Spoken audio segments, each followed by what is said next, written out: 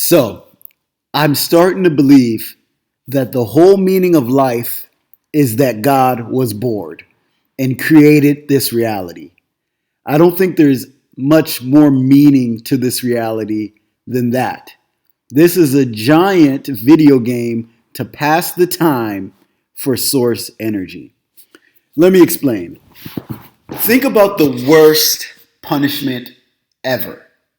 It's not being burnt up in a fire, it's not drowning, it's being alone.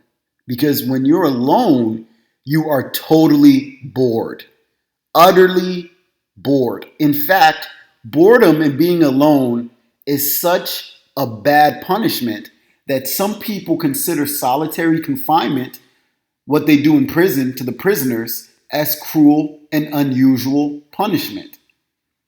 So that shows you how much being alone is awful. In the Bible, there's a verse that says, it was not good for man to be alone.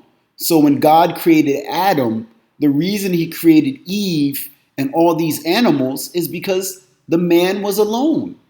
So that goes to show you the mindset of an infinite being is that, oh my goodness, I'm alone and this stinks. So what would you do if you were the omnipotent creator, right? Instead of being alone by yourself, you're going to create all these fantasy worlds. You're going to create all these things to occupy yourself so you don't keep reminding yourself that you are utterly alone. And I think this is what this reality is. Infinite Source has to create alternate realities in which it forgets that it is alone. And that's why you have different egos. That's what the ego is. The ego is just separating from oneness. It's a temporary separation from this oneness. And again, this temporary separation has to take place because Source has to trick itself into thinking that it is not alone. There doesn't seem to be any other meaning to life besides learning to love. Now, here's the thing. The reason why this world is so goofy, and it is goofy.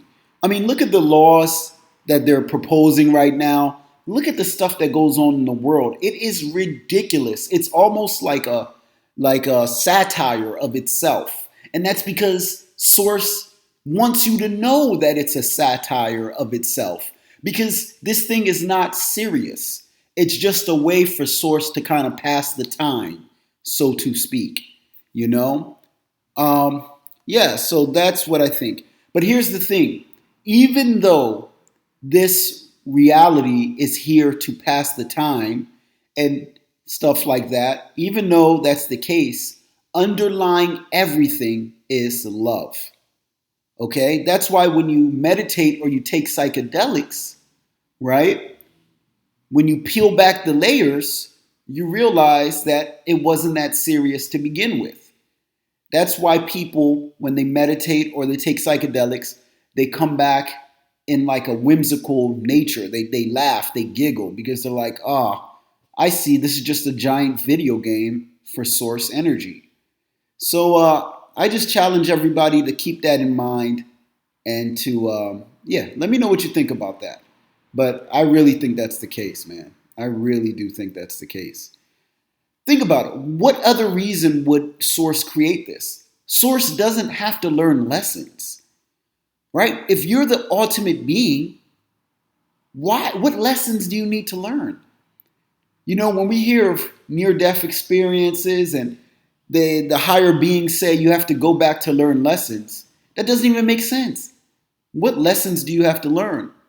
Unless you're creating this game to learn lessons, you know, but you already know them. So it's kind of like Source is playing games with itself.